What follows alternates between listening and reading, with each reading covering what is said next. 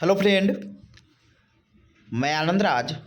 आप सब भी देखिए, बिहार यूनिवर्सिटी बाबा साहेब भीमराव अंबेडकर बिहार यूनिवर्सिटी जो मुजफ्फरपुर में है, उसका बीएड फर्स्ट ईयर सेशन 24-26 का, जिसका एग्ज़ाम आपका 2025 में अप्रैल के आसपास आपका एग्ज़ाम होगा, उसका कोर्स 1 का वीवीआई क्वेश्चन हम डाल दिए हैं। जो लोग नहीं देखे होंगे तो प्लेलिस्ट में जाइएगा, वहाँ यूट्यूब चैनल के प्लेलिस्ट में, वहाँ आपको Baba Saheb Bhimrao Ambedkar Bihar university VVI question 2025 लिखा होगा, वहाँ से कोर्स 1 का वीवीआई क्वेश्चन देख सकते हैं। आज हम कोर्स 2 जो आपका कंटेम्प्रोरी इंडिया एंड एजुकेशन है, कोर्स 2 उसका हम वीवीआई क्वेश्चन ले आए। देखिए, इतने क्वेश्चन पढ़ के जाइएगा, आपका एग्जाम में बहुत अच्छा नंबर आ जाएगा। समझ गए? आपके जो भी सीनियर होंगे उनसे भी पता कर सकते हैं कि जो गेस करते हैं वो एग्जाम में क्वेश्चन आता है। देखिए, आपका कोर्स 1 यानी चाइल्डहुड एंड ग्रोविंग अप से लेकर आपका मेथड ईपीसी सब का नोट्स मिल जाएगा आपको बहुत कम पेमेंट करके। इस नंबर पर व्हाट्सएप करके अभी क्लास भी लाइव क्लास चल रहा है, तो क्लास भी ज्वाइन कर सकते हैं, या नोट्स सिर्फ लेना होगा तो नोट्स भी ले सकते हैं। इस नंबर पर 9576002401 पर आप व्हाट्सएप करके नोट्स या क्लास के बारे में जानकारी ले सकते हैं। चलिए हम लोग स्टार्ट करते हैं। देखिए, लिखा हुआ सेशन 24-26 हो गया, बिहार यूनिवर्सिटी मुजफ्फरपुर में है। यहाँ पर आपका कॉलेज, इसका बहुत सारा 58 कॉलेज है पूरा बिहार यूनिवर्सिटी का, जो मोतिहारी में है, बेतिया में है, सीतामढ़ी, शिवहर हो गया, मुजफ्फरपुर में है, वैशाली में है, ये सब जगह इसका कॉलेज है। तो बिहार यूनिवर्सिटी मुजफ्फरपुर हो गया। BEd first year VVI question 2025 session आपका 24-26 पहले ही बता दिए हैं। कोर्स 2 जिसका नाम है कंटेम्प्रोरी इंडिया एंड एजुकेशन। देखिए, ये भी कोर्स 1 की तरह 80 नंबर का थ्योरी होता है जो यूनिवर्सिटी एग्जाम लेती है, 20 नंबर का आपका प्रैक्टिकल यानी जो असाइनमेंट 20 नंबर का कॉलेज नंबर देती है। टाइम इसमें 3 घंटा मिलेगा। 5 यूनिट में आपका 10 क्वेश्चन रहेगा, यानी प्रत्येक यूनिट में 2-2 क्वेश्चन रहेगा। आपके एग्जाम में आपको प्रत्येक यूनिट से एक प्रश्न का चयन करते हुए कुल 5 प्रश्नों का जवाब देना, यानी प्रत्येक यूनिट से एक प्रश्न का आंसर देना अनिवार्य है। इसमें आपको 36 नंबर चाहिए, नहीं 80 में 36 नंबर पासिंग है, समझे? तो इसको आप एग्जाम में 5 क्वेश्चन टच करके आइएगा। तो चलिए हम लोग आते हैं। देखिए, पहला यूनिट का क्वेश्चन है, शिक्षा से क्वेश्चन यूनिट 1 में रहता ही रहता, यानी यूनिट 1 में जो क्वेश्चन आपका आएगा वो शिक्षा से ही आता है। जैसे क्वेश्चन पहला है कि शिक्षा को परिभाषित कीजिए। शिक्षा एक त्रिध्रुवीय प्रक्रिया है, व्याख्या करें। देखिए, इसी क्वेश्चन को ऐसे भी पूछा जा सकता है कि शिक्षा की प्रक्रिया का वर्णन करें। कोई क्वेश्चन भी आया है प्रोसेस ऑफ एजुकेशन, तो वही शिक्षा एक त्रिध्रुवीय प्रक्रिया है, इसी के बारे में इस क्वेश्चन को घुमाकर भी पूछा जाता है। तो या तो क्वेश्चन आया कि शिक्षा क्या है, शिक्षा की प्रक्रिया का वर्णन करें, यानी what is education, process of education, या क्वेश्चन ऐसे आए कि शिक्षा को परिभाषित कीजिए, या शिक्षा से आप क्या समझते हैं, शिक्षा एक त्रिध्रुवीय प्रक्रिया है, वर्णन करें। समझ गए? तो क्वेश्चन कोई भी आए आपको समझ लेना है। समझे? प्रोसेस पूछे, त्रिध्रुवीय प्रक्रिया। तो देखिए, इंग्लिश में define education, explain the statement education is a tripolar process. दूसरा क्वेश्चन है कि औपचारिक, अनौपचारिक एवं गैर औपचारिक, या मतलब गैर औपचारिक को निरौपचारिक भी बोला जाता है। समझ गए? यानी फॉर्मल, इनफॉर्मल और नॉन फॉर्मल होता है। यानी औपचारिक, अनौपचारिक और गैर अनौपचारिक या निरौपचारिक शिक्षा से आप क्या समझते हैं। या इसी क्वेश्चन को ऐसे भी पूछा जा सकता है कि शिक्षा का तरीका, यानी मोड ऑफ एजुकेशन, यानी शिक्षा को समझे क्या क्या तरीका है, हम किस किस तरीका से शिक्षा को प्राप्त कर सकते हैं। तो औपचारिक शिक्षा हो गया, अनौपचारिक शिक्षा हो गया, आपका निरौपचारिक शिक्षा हो गया, इस तरीके से प्राप्त करते हैं। तो मोड ऑफ एजुकेशन पूछे, यानी शिक्षा का क्या क्या तरीका है, या क्वेश्चन ऐसे पूछे औपचारिक शिक्षा, अनौपचारिक शिक्षा और गैर औपचारिक शिक्षा से आप क्या समझते हैं, यानी what do you mean by formal, informal and non formal education. अब देखिए, आपके एग्जाम में 2 क्वेश्चन दिया जाएगा, समझ गए? लेकिन हम एक एक्स्ट्रा क्वेश्चन देते हैं। क्वेश्चन एक्स्ट्रा में दिए हैं कि शिक्षा से आप क्या समझते हैं, शिक्षा के व्यक्तिगत और सामाजिक उद्देश्यों को लिखे। या क्वेश्चन आएगा शिक्षा से आप क्या समझते हैं, शिक्षा के उद्देश्यों को लिखे, तो ये लिखिएगा। What do you understand by education, discuss the individual and social aim in education. तो 3 क्वेश्चन को पढ़ के चल जाइएगा, आपका इसी से क्वेश्चन आपका यूनिट 1 में रहेगा। अब आते हैं हम लोग यूनिट 2 में। देखिए, यूनिट 2 में दो आयोग के बारे में ज़्यादा पूछता है, एक माध्यमिक शिक्षा आयोग या इसी को मुदालियर आयोग कहते हैं, और एक कोठारी कमीशन। तो पिछले ईयर यानी 2024 में आपका कोठारी कमीशन पूछ दिया है, तो इस पर मुदालियर आयोग आने की संभावना है, समझे। तो क्वेश्चन है माध्यमिक शिक्षा के लिए माध्यमिक शिक्षा आयोग या मुदालियर आयोग 1952-53 की प्रमुख सिफारिशों को लिखिए, यानी right main recommendation of secondary education commission या इसी को मुदालियर कमीशन कहते हैं फॉर सेकेंडरी एजुकेशन, समझे। तो माध्यमिक शिक्षा के लिए माध्यमिक शिक्षा आयोग ने क्या क्या अनुशंसा किया था, क्या क्या सिफारिश किया था, उसको लिखना है। चौथा क्वेश्चन है कि समानता, स्वतंत्रता, धर्मनिरपेक्षता, सामाजिक न्याय, बंधुत्व भी कर लीजिएगा, बंधुत्व के संदर्भ में भारतीय संविधान में कौन कौन से प्रावधान हैं, यानी समानता के संदर्भ में, स्वतंत्रता के संबंध में, धर्मनिरपेक्षता के संबंध में और सामाजिक न्याय के संदर्भ में भारतीय संविधान में कौन कौन से प्रावधान है, विवेचना करें। और देखिए इसी क्वेश्चन को ऐसे भी पूछा जा सकता है कि शिक्षा से संबंधित संवैधानिक प्रावधानों को लिखे, समझे। यहाँ क्वेश्चन है आपका कि शिक्षा से संबंधित संवैधानिक प्रावधानों को लिखे। क्वेश्चन कैसा भी पूछे आपको कर लेना है, समझ गए।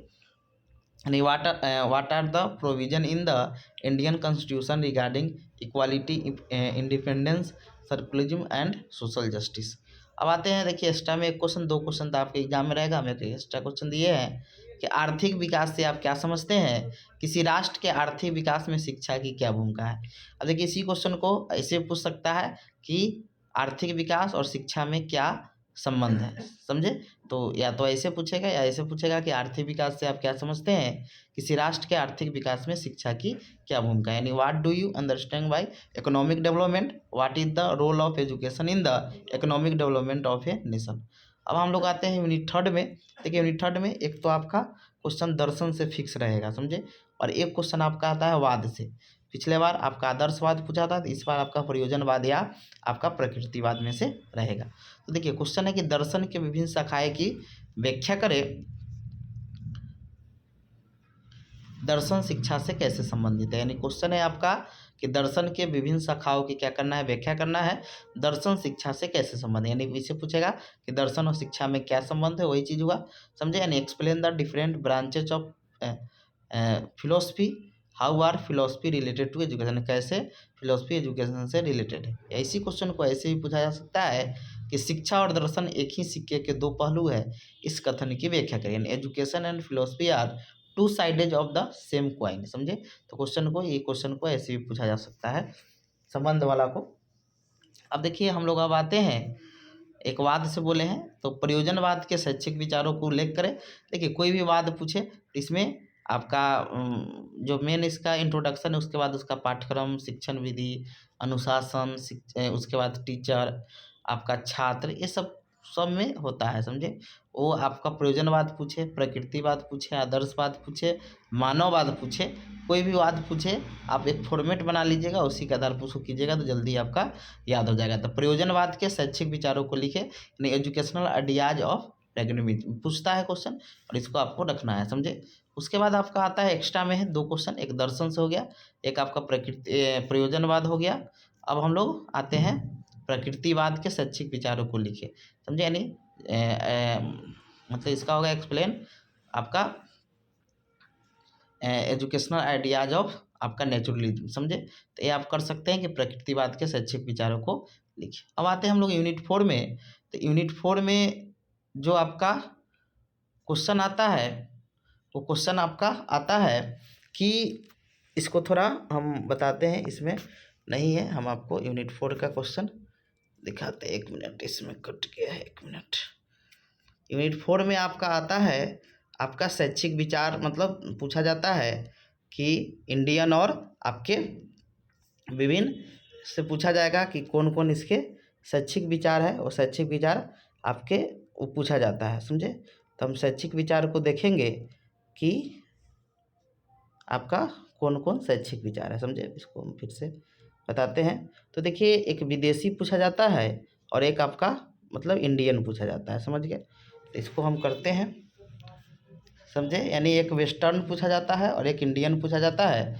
तो देखिए आपका वेस्टर्न में दो पढ़ लीजिएगा, समझ गए। यानी इसमें शैक्षिक विचार पूछता है वेस्टर्न के अनुसार और इंडियन के अनुसार। वेस्टर्न के अनुसार आप जॉन डीवी और रूसो का पढ़ लीजिएगा, उसमें से एक क्वेश्चन रहेगा, नहीं 2 क्वेश्चन रहेगा आपका यूनिट 4 में। तो एक वेस्टर्न का रहता है और एक इंडियन का रहता है, समझे। तो पिछली बार प्लेटो पूछा था और आपका अरविंद घोष पूछा था, तो यानी इंडियन एक अरविंद घोष हो गया, वेस्टर्न में प्लेटो हो गया।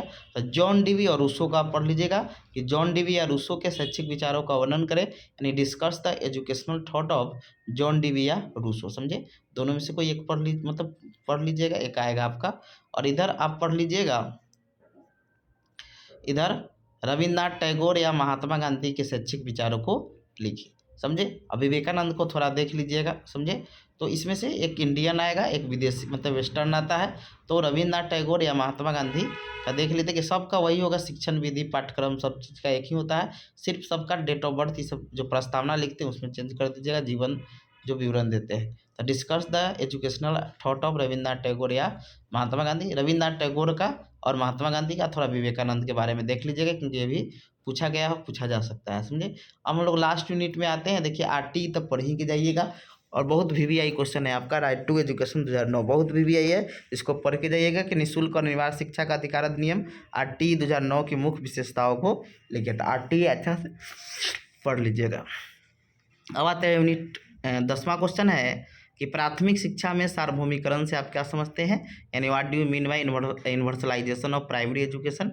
और एक्स्ट्रा में क्वेश्चन है कि शैक्षिक अवसरों की समानता को परिभाषित कीजिए, इसमें संवैधानिक प्रावधानों की व्याख्या करें, यानी define equality of educational opportunity, explain it constitutional provision, समझे। यानी इसके संवैधानिक प्रावधानों का उल्लेख करें। तो इतना पढ़ लीजिएगा, तो आपका क्या होगा कि इसी से रिलेटेड आपके एग्जाम में क्वेश्चन आएगा।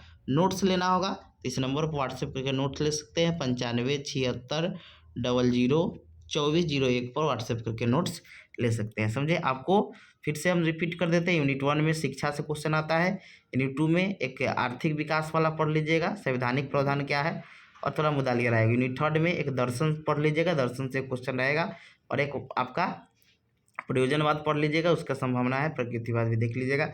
यूनिट 4 में आपका महात्मा गांधी यानी एक थिंकर आता है वेस्टर्न, और एक आता है आपका इंडियन। तो महात्मा गांधी रविन्द्रनाथ टैगोर पढ़ लीजिएगा, फिर डीवीएफ आप रूसो पढ़ लीजिएगा। फिर यूनिट 5 में आप आरटी पढ़ लीजिएगा, आपका बहुत संभावना है आरटी का। तो नोट्स लेना होगा 9576002401 पर व्हाट्सएप करके सभी कोर्स का नोट्स ले सकते हैं, समझ गए। Thank you.